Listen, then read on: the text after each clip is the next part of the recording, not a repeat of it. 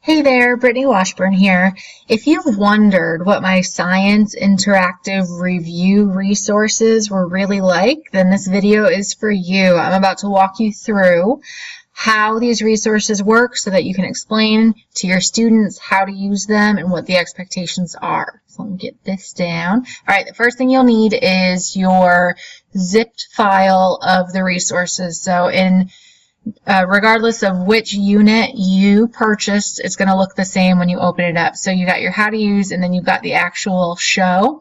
You'll want to click and drag this show onto your desktop like I've done here. So that's a step that you do have to take to get the student computers ready, but you can show your students how to do it, and then it's a piece of cake. So when I open this Animals and Adaptations show, that's the one that I'm going to show you, it will pop up full screen because it's a PowerPoint show, not a PowerPoint presentation. So it's going to take over the whole screen. And I did this because there's going to be websites that open on top of the screen, but this screen is always going to be there right in the background so that the students never lose it when they're done with the links. All right, so some things about each one of these resources. So this is the Animals and Adaptations one, but the idea is the same for any of the units that I've created, and I've worked on K through 5 science resources, so there are a lot of them out there. It always starts with a title and then some nonfiction content with some vocabulary words in there. I try to include a graphic or a picture with every one too. And then in the center, you're going to see some essential questions for the lesson. These I have my students answer in their interactive science notebooks.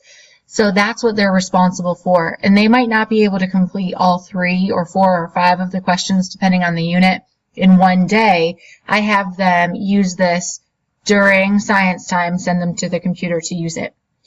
Okay, so these are the essential questions down on the bottom, and there are 8 websites that they can use to help them find the answers.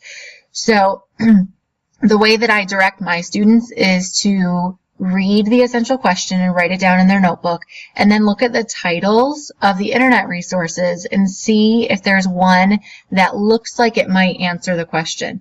Now, of course, I do challenge my students because I didn't tell them which website to go to answer which question. I think that that's a skill that they need to work on. So when I click on Living Things Review, this first one up here,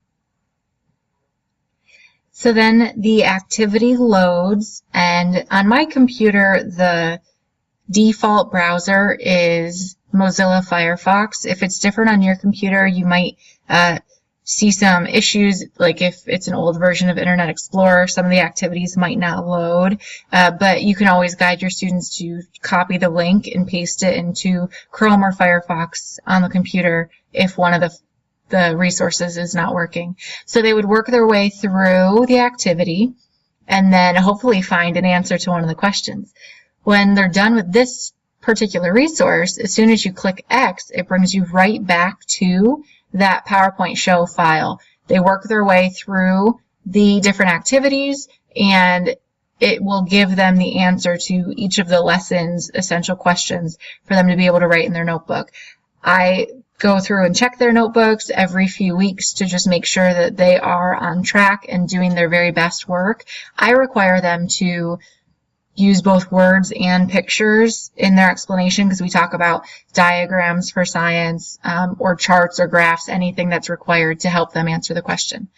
Last piece, to close out of the PowerPoint show, you press Escape on the keyboard, and that's the only way to close it. So now you know how to get the file onto the desktop to get the students to be able to use it. You know how to open it, how to get to the resources, what's expected of the students, and how to close it when you are done. Thank you so much for watching this video tutorial, and now hopefully you'll have a little bit more confidence for how to use these science review activities in your classroom.